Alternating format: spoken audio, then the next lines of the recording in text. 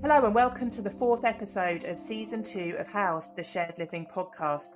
I'm Sarah Canning from the Property Marketing Strategists. I'm Dan Smith from Student Housing Consultancy. And I'm Deanie Lee from the Property Marketing Strategists. Let's have a few words from our sponsor, My Student Halls. Housed, the Shared Living podcast, is sponsored by mystudenthalls.com, student accommodation search. Let's find your place. Thank you for supporting us. Now, we've had a bit of a busy week, Deanie, haven't we? We've been at Urban Living and ICEF. So should we just share a few key points about how we found those events? Since the last episode of House, Deanie and I have been attending some really interesting events. We were at the Urban Living Festival and also at the ICEF Accommodation Conference.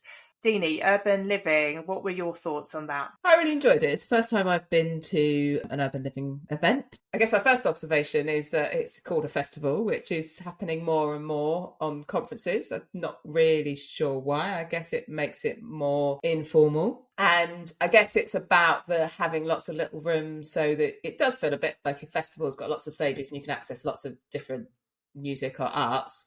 That actually in this setting you can access lots of different sectors and thinking and views. So in that sense, there was a room on co-living, there was a room on build to rent, a room on hospitality, I think, and a room on PBSA. So I guess maybe that is what a festival means. But I guess it makes you feel like you're going out somewhere nice for the day and interesting, not the same old conferences stuck in a room each day, but it wasn't in a field anywhere, but it was in a beautiful building. So that was definitely lovely. And I think what was good about it, as we always say, whenever we go to something that isn't just focused on PBSA or BTR, is that ability to really kind of understand different sectors and learn from different sectors and see things in a different way. Unfortunately, we were hosting the PBSA stream, so we didn't get to see as much of that as we would have liked, but having access to that in one festival, not a conference, one festival, I think is a really good approach. And the people that came to the PBSA room, I think, Sarah, we obviously know quite a lot of the PBSA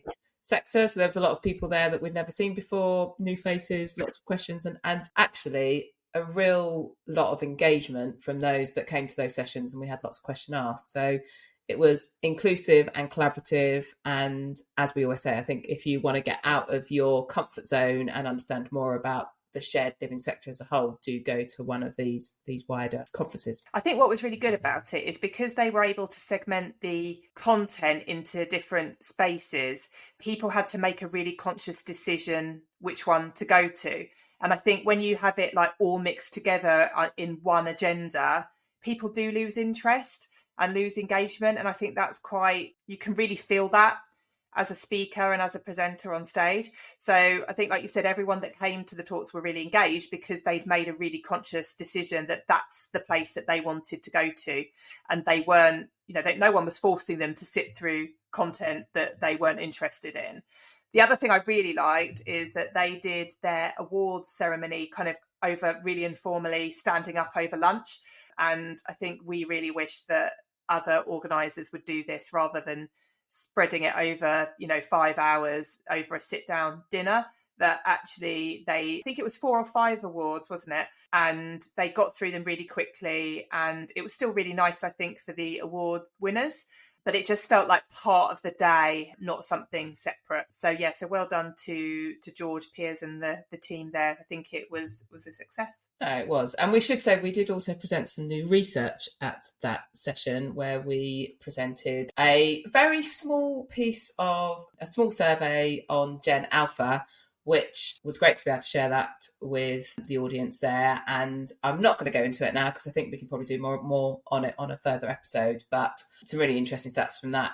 And because there was so much engagement in the room, we had some really great questions related to that. So I guess more on Gen Alpha coming soon. And sharp on the heels of that, Sarah, we also attended the ICEF conference, it's a conference for kind of European universities there's a 3-day conference which talks specifically about international students and international engagement across that European piece. But over the last 2 years, they've added an accommodation room on one of those days, which I think has been a really great addition because Martijn and the team at ICEF have done that because they recognise how important accommodation is in the success of a student's journey through their education and into university, and how important that is. So that's why they've included this as part of this conference process. And obviously Sarah and I went last year to Amsterdam, and we were very pleased to be invited back this year to do another presentation. And it's just a really nice conference, I think. And it really, and again, you get a very different type of person in the room. You get a different focus because you have those universities, and that really focus on actually how do we make sure we're supporting students to achieve their aims. What did you think, Sarah? To be honest, it's the longest conference day, I think, on the circuit. And I think that's probably because there's so many angles and there's so many different people. And I think the agenda was really, really well curated by Martijn and the team, on the basis that there were so many hours that they could fill with so many interesting panel discussions and presentations, really. So I think it was long and enduring, but it was all really, really well put together. I think one of the highlights for me was with David Seymour, Amina Hofri and Jyotin Singh, which was a marketplace, an education agent and a university as well. And yeah, they're three different segments of the journey that you never see together in one place, really. And I think they did lift the lid on a lot of the myths around the process and who was accountable for it. And I think it was Lee Rawlinson put some pretty difficult questions to the panel at the end about false bookings and cancellations, but it was the right arena to do it, and we don't normally get that opportunity. So I thought that was really good. I think there was a really good balance of data. So Steve Cleal and Richard Ward presented some data, as did we. And then there were some really good panel discussions as well. And we were really, really pleased that the ICEF team was really, really positive and really supportive about bringing students with us. So we brought some of our Youth Forum panel to the stage to discuss their experiences of living and studying abroad. Which was great. And they were absolutely brilliant. And I think it's, we always try and bring that student voice to our presentations, generally in video form, but it was really nice that we could do this with real people in the room and just hear their experiences. And those students were international students who had studied abroad. It was really different experiences and really different outlooks and attitudes. So I think it was great to do that and bring them physically to that conference. Yeah, and I think, we get asked quite a lot to help advise on agendas for conferences and to speak at conferences. And the first thing we always do if it's about student accommodation is say, where are the students? And it's not always possible, but we're really, really pleased that we were supported in doing that. And actually, there were students in Amsterdam at the ICEF conference last year as well, which we were very, very vocally supportive about as well. So yeah, that's and we've had great feedback from that. So I think anybody that's listening that is part of other events, definitely push for students to be on the stage, because I think it was really, really well received. Absolutely. So I think one thing that we wanted to talk about today, it kind of goes off the back of what you were saying a couple of weeks ago, Dan, about AI, and that it really seems to have a bit of a resurgence in discussion. I wanted to talk about Wi-Fi, which sounds like it's very like, the year 2000 and we're reverting back to, the old days. But have we got lazy at talking about it? Because we recently read a report on BTR News and about how many people are working from home, even part-time. And actually, they're asking very specific questions about Wi-Fi and is it good enough for them to work from home? And I kind of think all of the adverts, all of the marketing that we see just says Wi-Fi is included.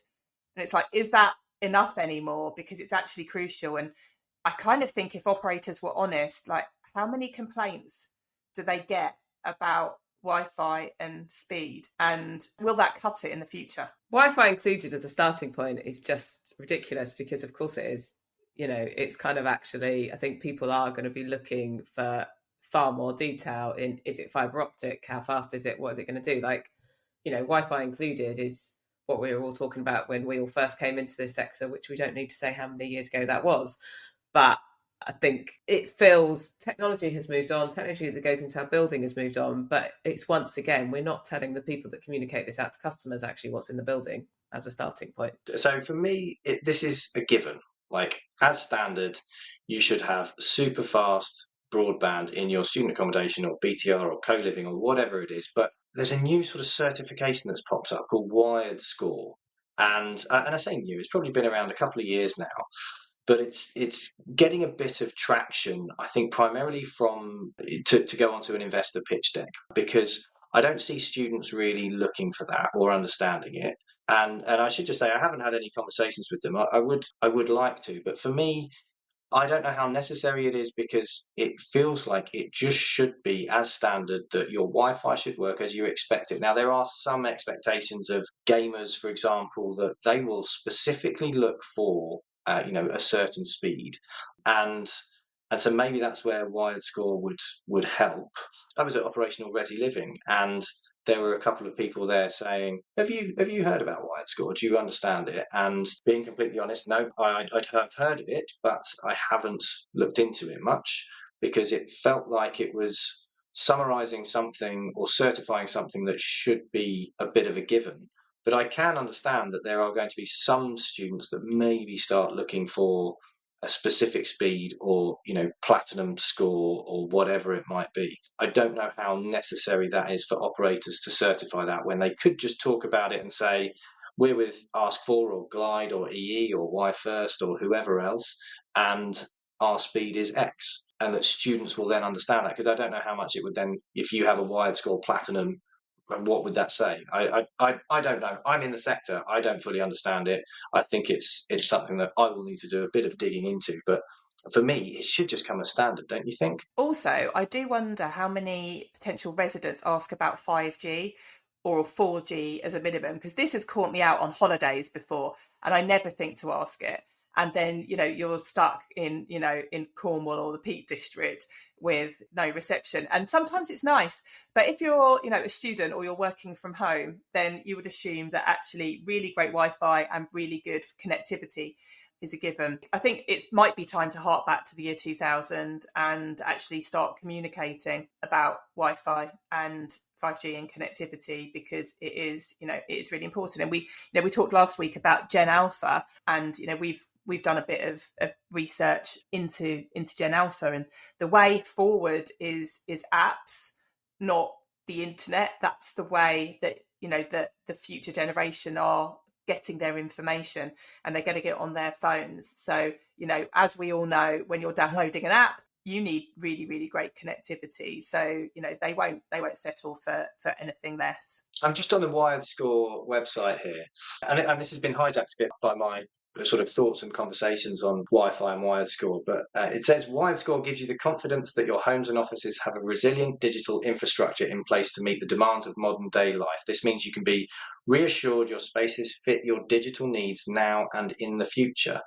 And again, I would say that there is probably just an expectation for residents and students alike, and also workers, obviously, for co-working spaces, young professionals, that would be the case. But maybe it is that we do need to talk about it better. It's not necessarily a sexy thing for any operator to talk about, but actually it's really, really important. So why aren't we doing a better job of selling that? All that I see is a logo on most websites saying super fast Wi-Fi, and actually, is that going to be super fast enough for gamers, for Bitcoin miners, or for whoever else? I think maybe there is something in this Wired Score. I don't know. It remains to be seen. If you have an experience with Wired Score, or you're from Wired Score, do reach out, get in touch. This report that came out from HyperOptic and, say, Property Consulting, they asked the question to real estate professionals about whether they think the uptake of new industry is challenging. And in 2019, it was 21%.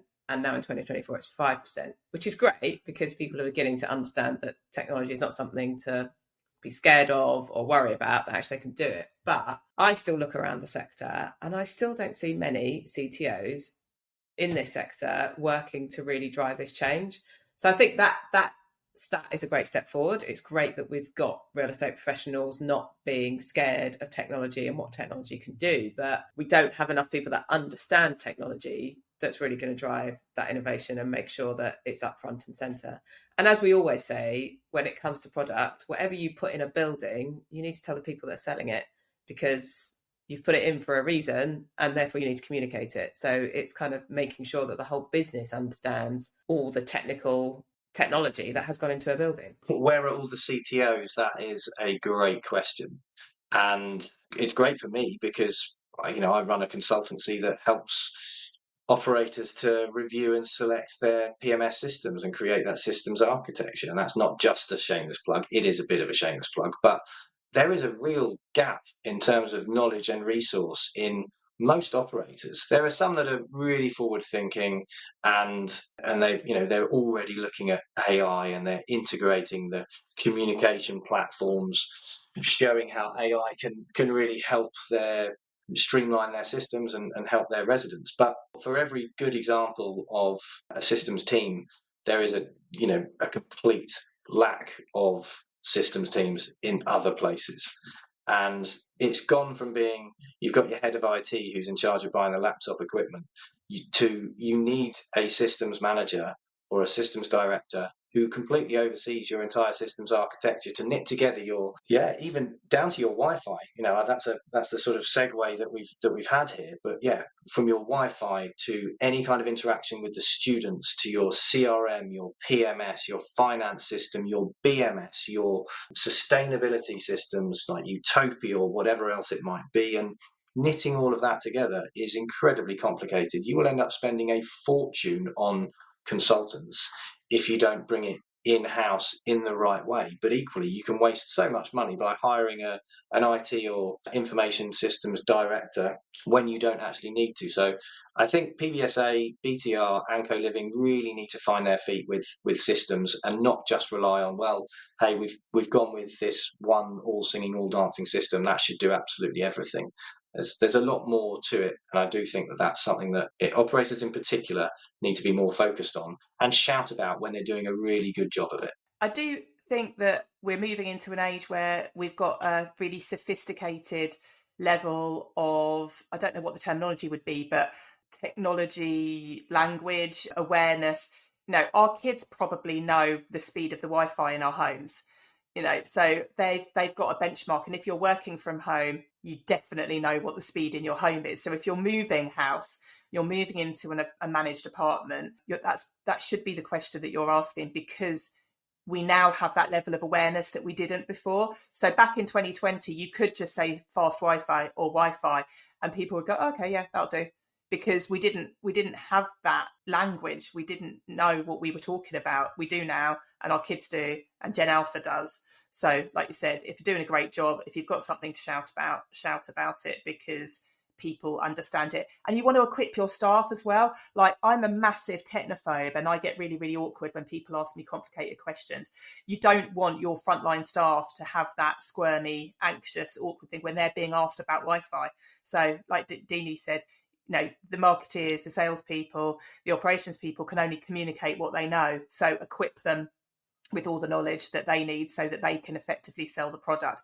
And we talked last week about, how competitive the market is and that convergence. Well, actually, if you've got faster Wi-Fi speed than your BTR building down the road, you should know it. It should go into your competitor analysis, and you should talk about it. So moving on, we've been reading a lot of articles actually, and there's quite a lot coming out about single family housing, which is something that is a new and emerging part of the sector. And I think we're all massively interested in it, and it does provide that really professionally managed kind of housing market. So the report that I'm referring to is research into the West Midlands about single family housing. And what I found really, really interesting was that obviously the rent is a bit lower, and these single family housing developments don't have amenities. They're houses. They are managed, but they don't generally have sports pitches and common rooms and gyms and gaming suites and karaoke booths.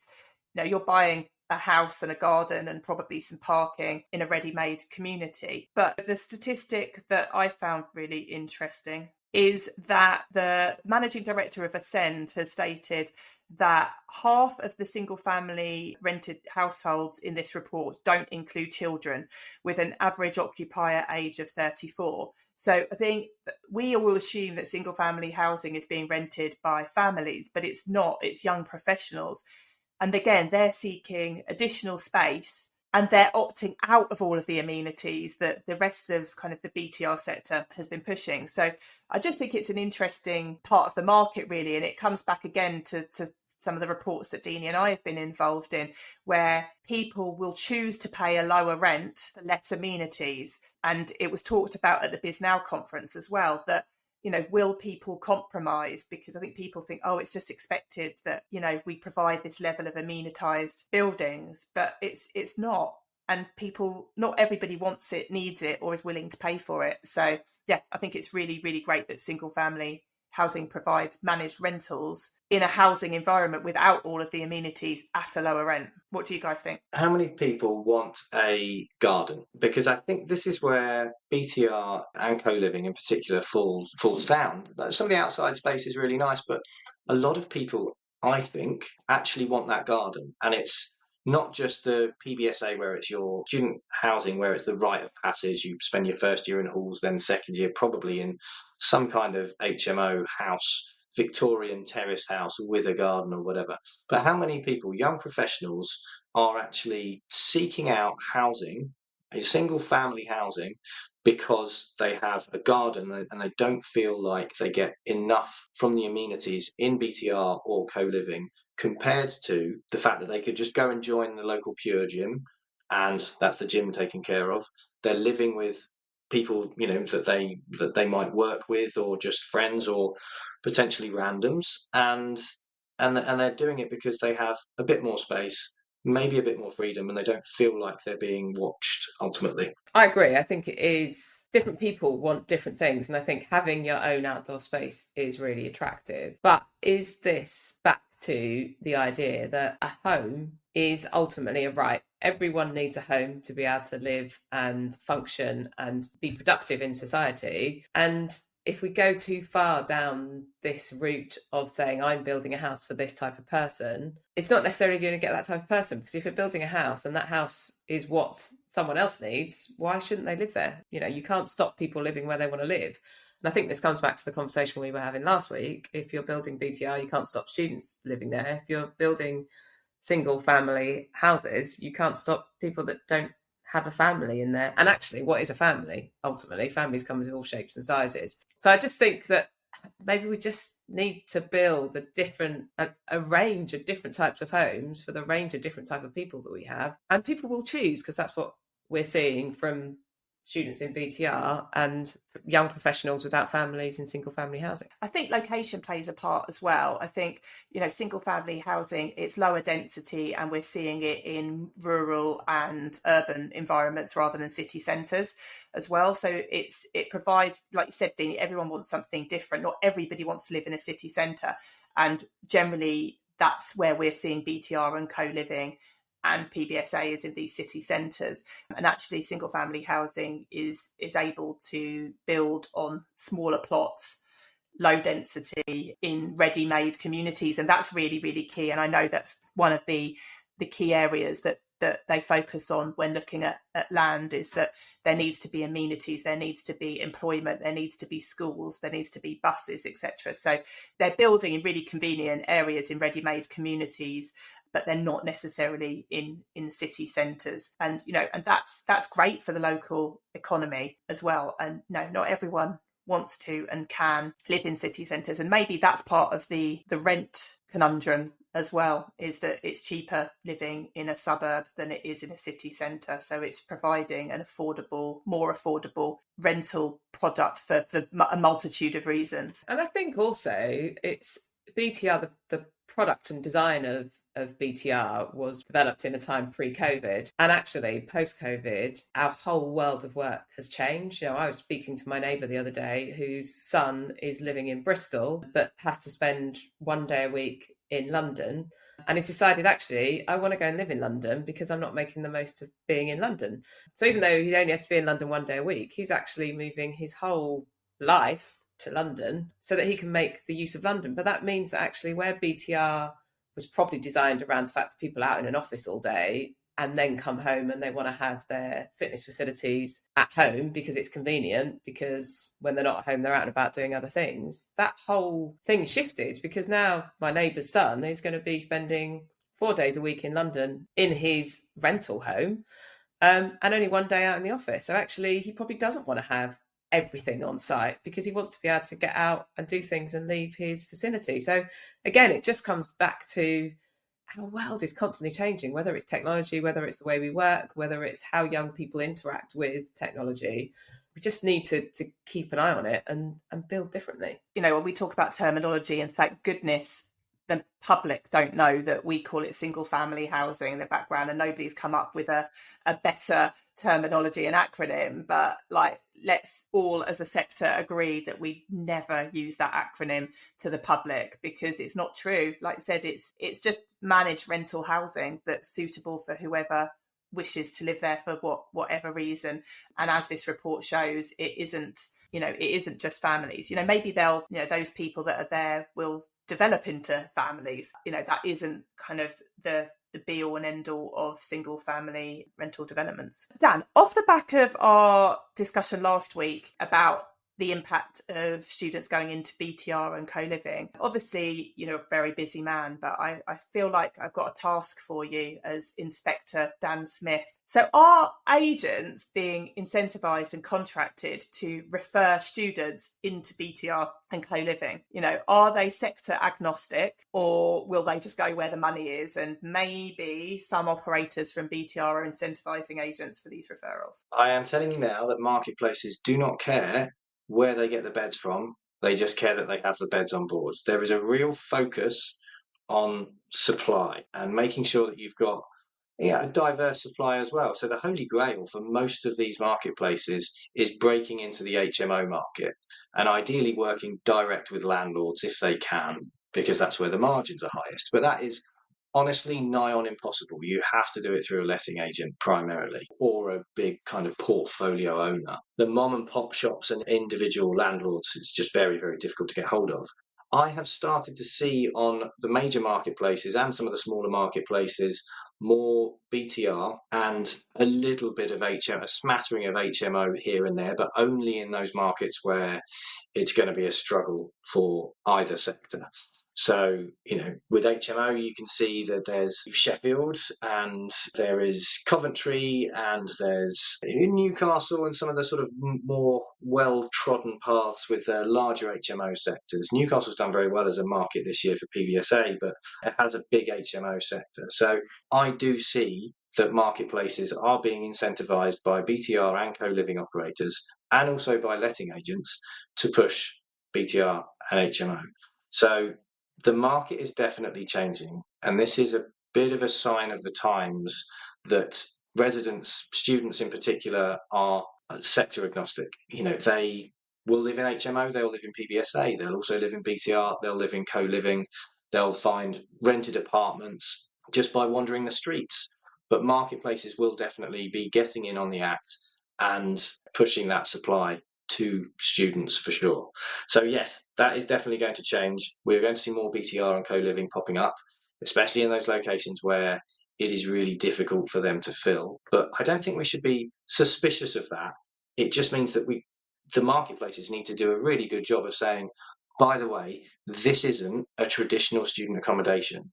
This is rented apartments. If that's what you want, then great. But they have to get better at communicating that, because that's what I'm not seeing yet. It's not filtering through in any of the mystery shopping that I've done recently on marketplaces that there is a differentiation between PBSA, BTR, co-living. The HMO market is a bit more obvious, but there's a lot less in the marketplace sector. So yeah, watch this space. I think it's just something that marketplaces will need to do a lot more work on. And we should expect more competition on those marketplaces from BTR and co-living players.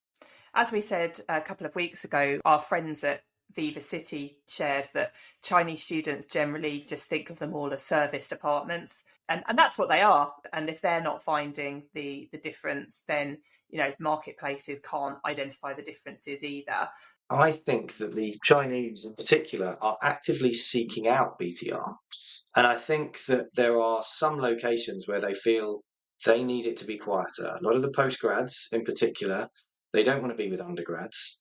They don't necessarily want to be with a huge amount of other students. They want to be a bit more integrated, and they feel that BTR can offer that to them. And I think some of this does come down to the fact that it's mostly 1, 2, 3 bed apartments. That's really attractive for small groups of people living together who want to do it relatively quietly. It's not going to be like living, like the young ones or anything like that. It will be focused on your studies, and I think that that's what a lot of Chinese students in particular are looking for. So that's one of the reasons that BTR is definitely stealing a march on PBSA. And I have another question which might open a can of worms, which might have to leak into episode 5. Are we seeing fraudulent bookings and lots of cancellations this year, as we did last year? No, is the short answer. But to elaborate on that a little bit more, yes, we are still seeing some cancellations, but I think that we nipped it in the bud last year with the fraudulent bookings. There's no doubt that there are still some marketplaces who are sort of reserving availability for later on in the market. But you know what I think has actually put a stop to that? The fact that some operators said, all right, well, if you're going to do this by the back door, we'll make you do this via the front door. You can take a nominations agreement. And there are loads of marketplaces that have taken nominations agreements, and that is the biggest risk. It's such a risky move, and it will definitely bite them in the arse this year. And the reason for that is that last year there was no availability late on. All the marketplaces had pent-up demand and they couldn't find the right stock. So, of course, they went into this year thinking, well, it's going to be another great year for international students, so why don't we just put our money where our mouth is and take nominations agreements in locations all over the country. And actually what has happened this year is that the international demand has softened. And I've seen instances where marketplaces have signed agreements with an operator to take a certain number of rooms, anything up to sort of 100 rooms per building, which is staggering, multi-million pounds on the line here. And then the operators thought, actually, I'm not going to be able to fill these anyway, so I'm going to undercut the marketplace. And so the marketplaces are now left with more expensive rooms than the operator is selling direct.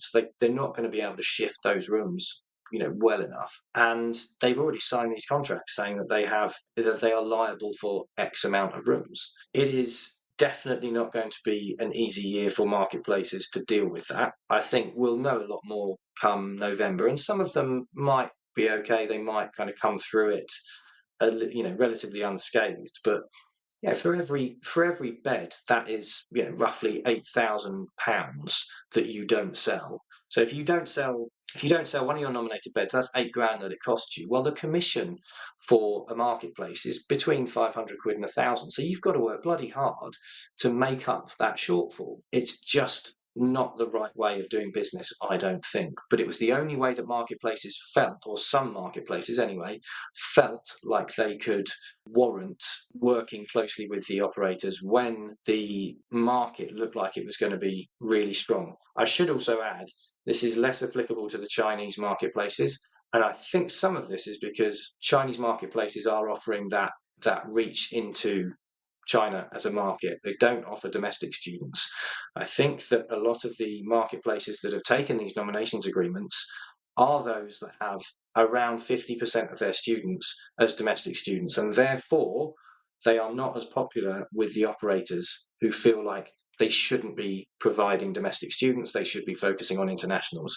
I think we've come a long way beyond that, though, and I think that the horse has well and truly bolted on taking domestics and internationals.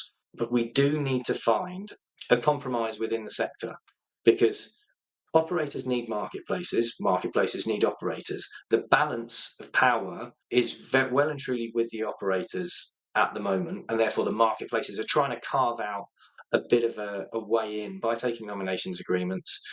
But I think that we do need a bit of a reset. I'll compile my thoughts on this a bit more and stick it on LinkedIn and talk about it on the podcast coming up. But I think we need a bit of a reset from marketplaces who have been a bit too aggressive on commission, but some of that commission has been market driven this year, and it's been up to 18%. That's the highest I've seen so far, which is astronomical and not remotely sustainable, just FYI. So marketplaces, do not get used to that.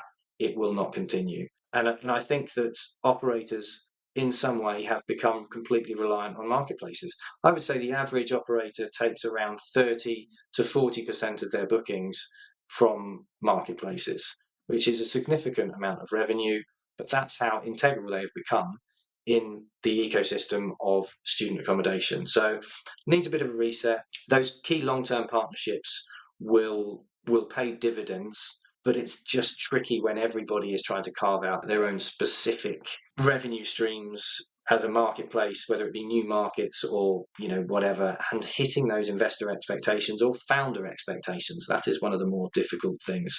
So yeah, there's a lot to run at there. Sorry, that's a very long-winded answer. We should definitely do an episode on the state of marketplaces right now, because it is going to be pretty challenging for some of them towards the back end of this year. When I asked you and you said the short answer was no, we should have just stopped there. But thank you, Detective Inspector Smith, and we'll look forward to more in-depth report. And as you said, it might kind of find its way out in November when everything's been reconciled. So let's revisit it again in a few weeks' time. Thank you all so much for listening, and thank you once again to our sponsor, My Student Halls, for sponsoring this series. We'll be back next week for some more news and insight. Please subscribe and share, and make sure that your network know all about our shared living conversations.